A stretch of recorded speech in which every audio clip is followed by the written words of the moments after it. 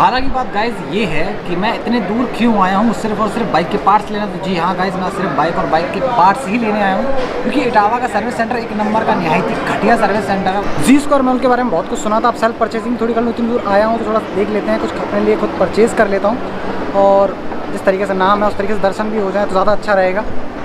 हर नए YouTube blogger का सपना एक गोप्रो हो अपना।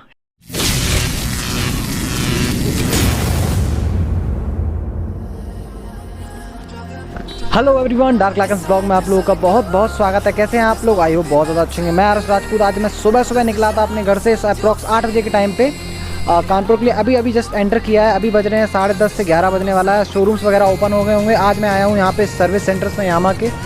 इटावा से लेके कानपुर तक का जो डिस्टेंस है ना गाइस, वो 160 किलोमीटर का है और मुझे आने में अप्रॉक्स 2.5 से 3 घंटे लग गए हैं। और मैं इतनी दूर सिर्फ और सिर्फ बाइक के पार्ट्स लेने आया हूँ, क्योंकि इटावा का सर्विस सेंटर जो यामा वालों का है ना, इटावा वाले अच्छे से जानते होंगे, एकदम महारद्दी है वो। चलिए, कानपुर का पहला यामा सर्विस सेंटर आ चुका। अब यहाँ का भी हाल देख लेते हैं। यहाँ का भी हाल बेहाल ना हो। चलो अंदर चलते हैं, तब देखते हैं सामान मिलता भी है कि नहीं। बाइक वगैरह के स्पेयर पार्ट्स मिल जाएंगे यहाँ पे R130। अरे जैसे ही गए तब हम लोग यहाँ पे इटावा ज़्यादा तगड़े तरीके से नखरे देखने को मिल रहे हैं। रीज़न ये है कि यहाँ पे मतलब टेबल पे आपको प्रोडक्ट नहीं मिलेगा। आप फिटिंग वगैरह इंस्टॉल करा सकते हो, अलग से पार्ट वगैरह परचेस करना चाहते हो तो नहीं कर सकते, तो इनके अलग ही नखरे हैं। तो मुझे नटराज कोई शोरूम का यामा का मैं एड्रेस दिया है, तो वहाँ जाके देखते हैं। इतना दूर आए पार्ट्स वगैरह तो लेके ही जाएंगे।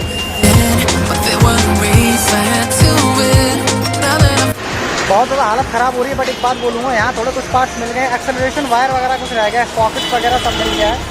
एक्सेलरेशन वायर यहाँ पे एक था, एक नहीं था, वो दूसरे शोरूम पे जाना पड़ेगा। यहाँ भैया शायद मे भी तीसरा शोरूम है जहाँ मुझे अब जाना पड़ेगा पार्ट्स लेने के लिए। अब चलिए वहाँ चलते हैं और देखते हैं वहाँ पार्ट्स मिल पाता है या नहीं। मोस्टली मुझे सब कुछ मिल चुका है ऑलरेडी। ये मैं स्पोर्ट्स सर्विस सेंटर पे यहाँ पे हूँ। सर्विस सेंटर का मतलब यहाँ पे वर्कशॉप है, सर्विस सेंटर नहीं। और अब मुझे 5th वाले सर्विस सेंटर में जाना पड़ेगा। कुछ एक पार्ट रह गया जो मुझे लेना पड़ेगा, डबल स्टैंड टाइप का। और मुझे 15 किलोमीटर फिर वापस जाना पड़ेगा, वहाँ से लूँगा। अब पहले इससे पहले मैं कुछ खाने पीने जाऊँगा, दैन उसके बाद वहाँ जाऊँगा। परचेजिंग ऑलमोस्ट हो चुकी है। हम लोग आ गए हैं जी स्क्वायर। अब देखते हैं हमें कुछ खाने पीने का, बहुत बुरी तरह भूख लग रही है। और एक स्टैंड रह गया है, मैं सोच रहा हूँ कुछ खा पी लेते हैं और जी स्क्वायर थोड़ा घूम लेते हैं। तो इससे पहले मैं कभी आया नहीं, तो हम यहाँ के नज़ारे भी देख लेते हैं इसी वहाँ। चलिए मैं ऊपर चलता हूँ।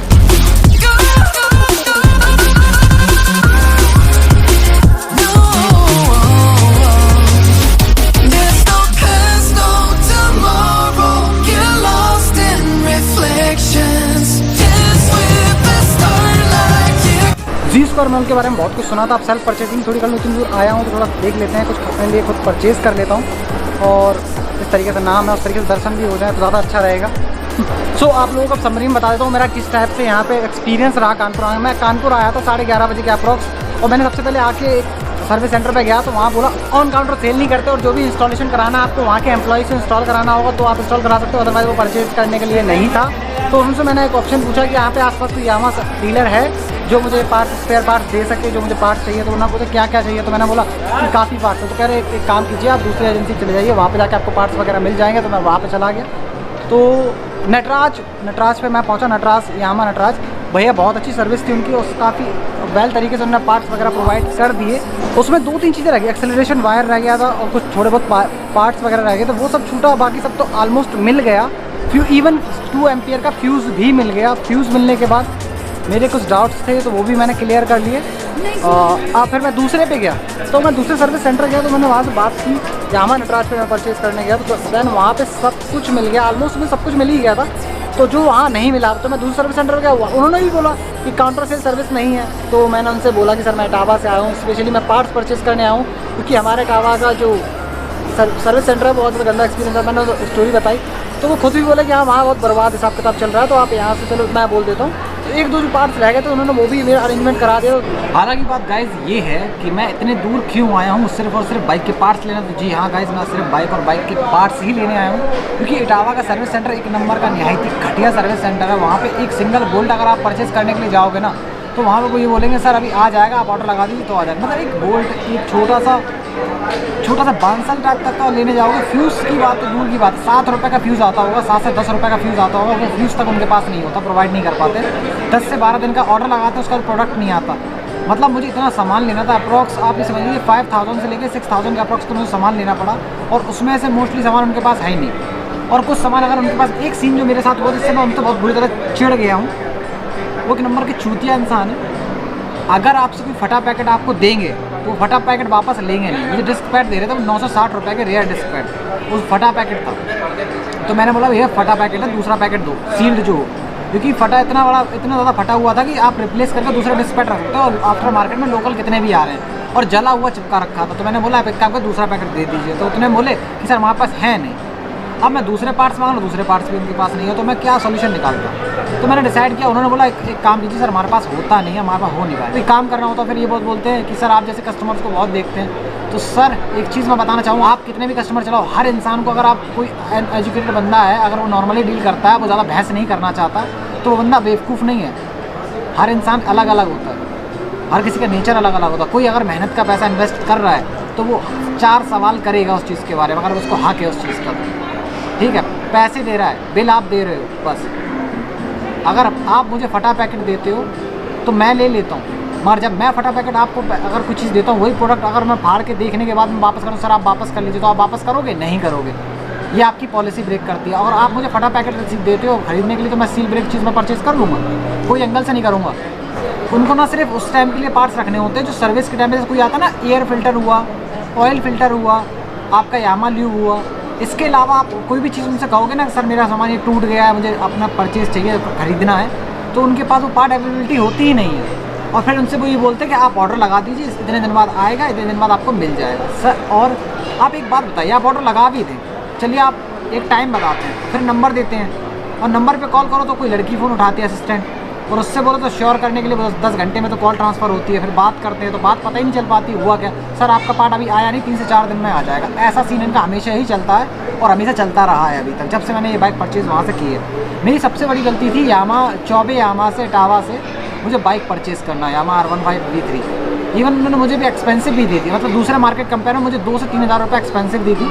लमझेड़ मैं बहुत दिनों से देख रहा हूँ उन लोगों का, और आप जाके मैंने सोचा कि वो सोच रहे होंगे कि मैं उनके भरोसे बैठा हूँ। गाइस कोई भी किसी के भरोसे नहीं बैठा होता है। अगर कैपेबल हो, अगर आप पैसा खर्च कर रहे हो, तो जहाँ पैसा आप दोगे वहाँ से आपको पार्ट्स मिलेंगे, आपकी गाड़ी खड़ी नहीं रह जाएगी, आपको कोई भी चीज़। इतना मैं फ्रस्ट्रेटेड हूँ उन लोगों से, जिस तरीके से मेरी बातों से आप लोगों को लग रहा हो। तो मैं जो बताना चाह रहा हूँ, अब मैं यहाँ पे आया, मुझे एक एक पार्ट जो मुझे चाहिए था, मुझे हर एक चीज़ मिल गई, एडिशनल चीज़ें भी मिल गई जो मुझे वहाँ नहीं मिलती। मुझे 2 एम्पियर का फ्यूज़ चाहिए था, मैं वो पूछ रहा था, वो ये बोल रहे कि इसका नहीं मिलेगा, उसका नहीं मिलेगा। 10 एम्पियर का फ्यूज़, पता नहीं क्या क्या, मुझसे गलती से फ्यूज़ उड़ गया था। जो रिसेंट वीडियो आप लोगों ने देखा होगा उसमें बताया था मैंने, तो मैंने फ्यूज़ के बारे में पूछा तो उनके पास फ्यूज़ भी नहीं था। इवन सिंगल हॉर्न का कोई इशू होता है तो नहीं होता कोई। तो ये चीज़ चौबे जी थोड़ा दिमाग में रखिए और दिमाग ठिकाने लाइए अपने। अब हम लोग आ गए हैं गैजेट्स वगैरह के देखने के लिए। ये हमारा JBL Flip 5 का छोटा भाई JBL Flip 4 है। ये भी ठीक ठाक है, बट JBL Flip 5 मेरा फेवरेट है, इसलिए मैंने स्पेशली इसको प्ले कराया। और भाई ये हमारा GoPro 9, इस दिन को गाइस हम लोग याद रखेंगे। और वैसे नॉर्मल लग रहा था, बट अब जब सामने देख रहा हूँ तो थोड़ा सा मन ललचा सा रहा है इसके लिए। गाइस मेरा खाना पीना हो चुका है ऑलरेडी, और बहुत ज़्यादा ओवर ही हो गया। बर्गर इनसे मैंने बहुत कुछ खाया फालतू का। और टाइम जो हो रहा है अब बजने वाला है 6, और मुझे हो रहा है काफ़ी ज़्यादा लेट। तो आप लोग समझ सकते हो क्या होने वाला है, क्योंकि 160-170 किलोमीटर मुझे अभी बाइक चला के जानी है, और सर्दी के टाइम में धज्जियाँ उड़ने वाली हैं। भगवान साथ दे तो मौसम अच्छा रहे, और फॉग वगैरह ना हो तो ज़्यादा अच्छा है, नहीं तो पहुँचने में धज्जियाँ उड़ने वाली हैं। चलिए अब बाकी बातें आगे बताता हूँ, यहाँ से निकलते हैं। पहले मैंने कानपुर से बाइक के लिए क्या क्या एसेसरीज परचेज़ किए मैं बता देता हूँ। सबसे पहले मैंने क्लच वायर एक्स्ट्रा परचेज़ किया है। इसका जो प्राइस है 125 रुपये का मुझे क्लच वायर पड़ा है R15 V3 का। और फिर मैंने एक्सेलरेशन 2 वायर सेपरेट परचेज़ किए हैं। R15 V3 में 2 लगते हैं, और FZ25 में भी 2 लगते हैं एक्सेलरेशन वायर। इसका प्राइस है 185 ईच का है, तो दोनों को 370 रुपये के ये पड़ते हैं, मतलब 370 रुपीज़। अब आते हैं ये चैन स्लैग बेल्ट पे। चैन स्लैग बेल्ट मैंने इसलिए लिया कि उस पर जो चेन की नॉइज़ आती है, मोस्टली R15 यूज़र्स को पता होगा 15,000 किलोमीटर 10,000 किलोमीटर के बाद थोड़ी सी नॉइज़ आने लगती है। मे भी शायद इसकी वजह से आ रही। मैंने एक्स्ट्रा इसको परचेज़ किया, इसको लगा के देख लेंगे, शायद नॉइज़ की थोड़ा रिड्यूस हो जाए। और ये रहा इसका प्राइस। इसका प्राइस है गाइस 59 रुपीज़, मतलब 60 रुपये का अप्रॉक्स पड़ेगा ये आपको। फिर मैंने ऑयल फ़िल्टर परचेज़ किया है। ये ऑयल फ़िल्टर मैंने 2 ले लिए हैं, क्योंकि सर्विस के लिए मैंने चाहता नहीं सर्विस सेंटर बार बार अगेन जाना पड़े। इसका जो प्राइस है 175 रुपीज़ का एक है, तो मतलब 350 रुपये के ये मुझे दोनों पड़े हैं। फिर मैंने 2 एयर फ़िल्टर परचेज़ किए थे। कानपुर से आने के बाद मैंने एक एयर फ़िल्टर यूज़ कर लिया, क्योंकि इसकी हालत ख़राब थी, जैसे कि आप लोग देख पा रहे होंगे। तो इसकी हालत ऐसी है गाइस, देख लीजिए, इसकी हालत ऐसी होगी, तो मैंने इसको चेंज करके मैंने नया वाला लगा दिया उसमें।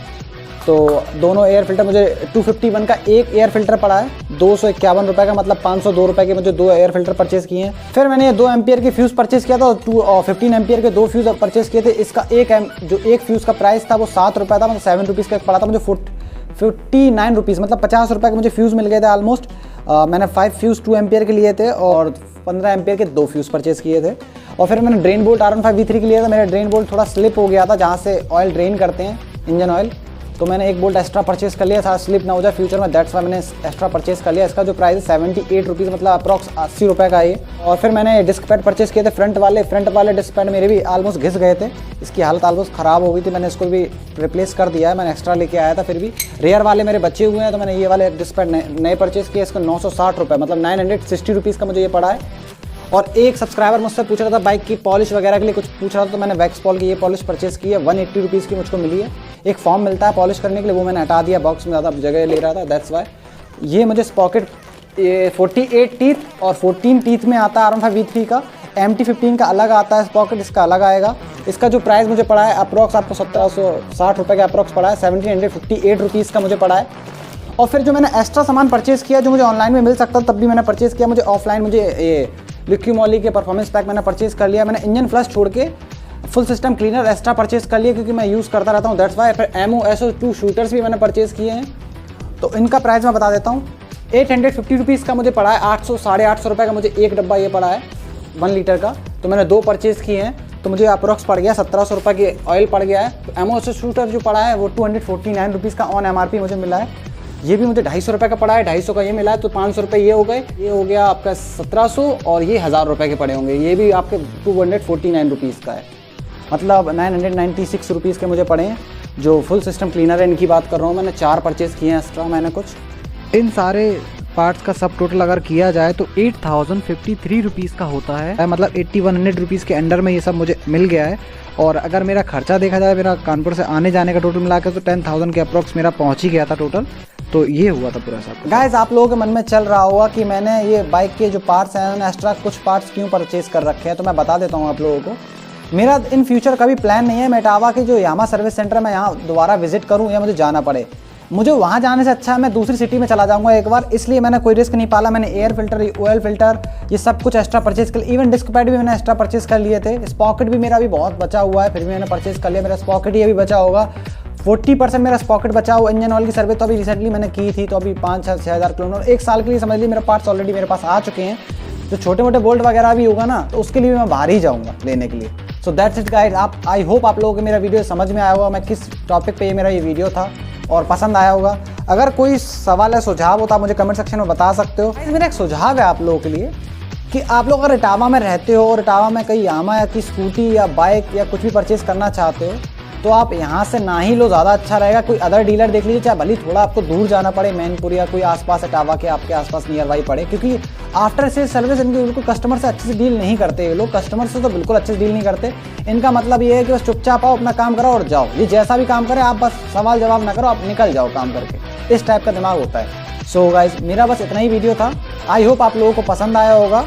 और एनी फर्दर इन्फॉर्मेशन के लिए अगर कोई सवाल जवाब करना चाहते हो तो इंस्टाग्राम पे 24/7 आप कभी मुझे मैसेज कर सकते हो, आपको प्रॉपर आंसर मिल जाएगा गाइस। और अगर आप लोग इस चैनल पे नए और इस वीडियो को अभी तक देख रहे हो तो गाइस जल्दी से सब्सक्राइब मारो गाइस, क्योंकि ऑसम सी ऑसम वीडियोस आप लोगों के लिए इंतजार कर रही हैं। So do not forget to like, subscribe, comment and share. Next video तक के लिए बाय बाय।